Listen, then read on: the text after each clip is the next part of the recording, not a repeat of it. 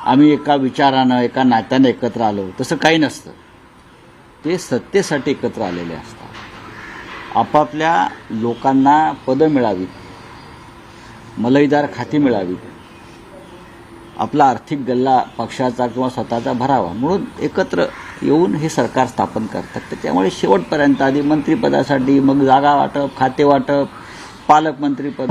आता कोणाला काही बीडचं पालकमंत्रीपद मुंड्यांना मिळालं एखादं कोणत्याही, तर संतोष देशमुखला नाही मिळणार आहे का मला सांगा. परभणीमधलं पालकमंत्रीपद ब कला मिळालं म्हणून ज्या सोमनाथ सूर्यवंशीची पोलीस कोठडीमध्ये हत्या झाली त्याला खरोखर न्याय मिळू शकतोय का. मुंबईमध्ये उपनगरामध्ये किंवा ठाण्याच्या पालकमंत्रीपदाबाबत रस्सीखेच सुरू आहे. कल्याणमध्ये जरी एखाद्याला पालकमंत्रीपद मिळालं म्हणून मराठी माणसावर जो तिकडे अन्याय झाला, जे आपण चित्र पाहिलं, तो अन्याय भविष्यात दूर होणार आहे का. त्याचा काय उपयोग नसतो. हा फक्त एक सत्ता आपल्याकडे राहावी, त्यानिमित्ताने त्या भागातले होणाऱ्या सर्व व्यवहारांची सूत्र आर्थिक आपल्याकडे राहावी आणि म्हणून पालकमंत्री पाहिजे आमच्याकडे, आम्हीच पालक आहे. तो काय आतापर्यंत पालकमंत्र्यांनी, मी कोणाचंही कोणत्या पक्षाचं नाव घेतो, पालकमंत्र्यांनी गडचिरोलीचं पालकमंत्रीपद काही लोकांना कायम हवं असतं. गडचिरोलीचं पालकमंत्रीपद ते काय नक्षलवादाचा खात्मा करायला नको असतो. गडचिरोलीमध्ये ज्या मायनिंग कंपन्या आहेत, जे खाणीचे उद्योग आहेत हजारो करोड रुपयाचे, तिथून मलिदा मिळावा म्हणून पालकमंत्रीपद हवं असतं. हे माझं आकलन आहे, ह्याच्यावर कोणी टीका करू शकतो. पण गडचिरोली, चंद्रपूर वनसंपत्तीचा प्रचंड नाश सुरू आहे. त्यातला वाटा आपल्याला मिळावा म्हणून त्या भागातल्या पालकमंत्रीपदासाठी रस्सीखेच सुरू आहे आणि असते. हा आतापर्यंतचा माझा एक संपादक पत्रकार म्हणून माझे आकलन आहे. तुम्हाला ते कदाचित चुकीचं वाटेल, पण ज्यांना हे पालकमंत्रीपद हवं आहे त्या जिल्ह्याचं, त्यांच्याशी खाजगीत बोला तुम्ही, त्यांच्या कार्यकर्त्यांशी. तुम्हाला ते हेच सांगते.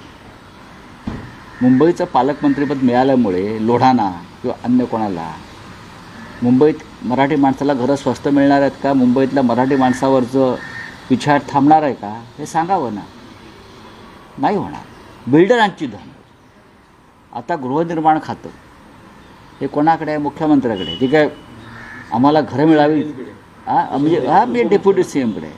ते कशा करताय, ते त्यांच्या लॉबीतले जे बिल्डर आहेत त्यांचं धन व्हावं, त्यातून आपल्याला लाभ व्हावा म्हणून ही खाती शेवटपर्यंत ओढाताण केलेली असते.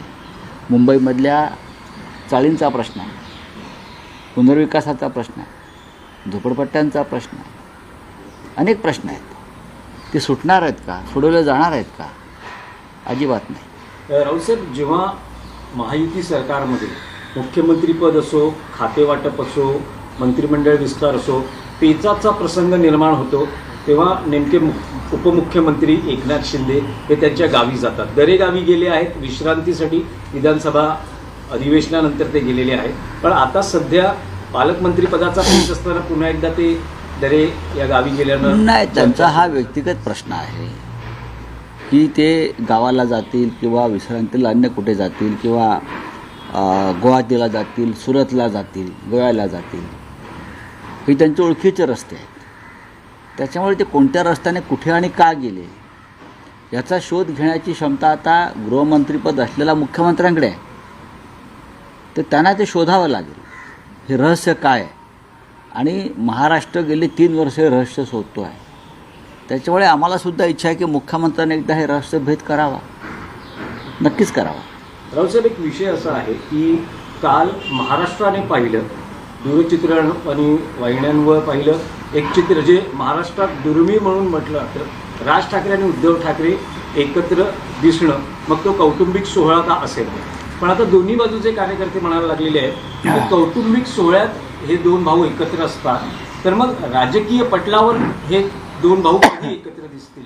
अशी एक चर्चा या निमित्तानं सुरू आहे. ही चर्चा गेली अनेक वर्ष सुरू आहे आणि त्याच चर्चेमध्ये माझ्यासारखा माणूसही सहभागी असतो. बरोबर.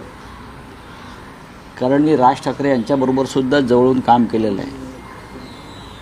त्यांचं आणि माझं अनेक वर्ष मित्रत्वाचं नातं राहिलं, त्यांच्या कुटुंबाशी राहिलं, त्यांच्या वडिलांशी राहिलं, सगळ्यांशीच राहिलं. उद्धव ठाकरे माझ्या पक्षाचे नेते प्रमुख आहेत, तेही माझ्या जवळचे माझे भाऊ आणि मित्राप्रमाणेच आहेत. काल 2 भाऊ एकत्र आले याचा नक्कीच महाराष्ट्राला आनंद होतो. ठाकरे कुटुंबावर महाराष्ट्राचं जीवापाड प्रेम आहे, एक लक्षात घ्या. ठाकरे कुटुंबाचं या महाराष्ट्राशी एक नातं आहे, एक नातं आहे आणि कोणत्याही ठाकरेंकडे साधारण त्याच दृष्टीनं मराठी माणूस पाहतो.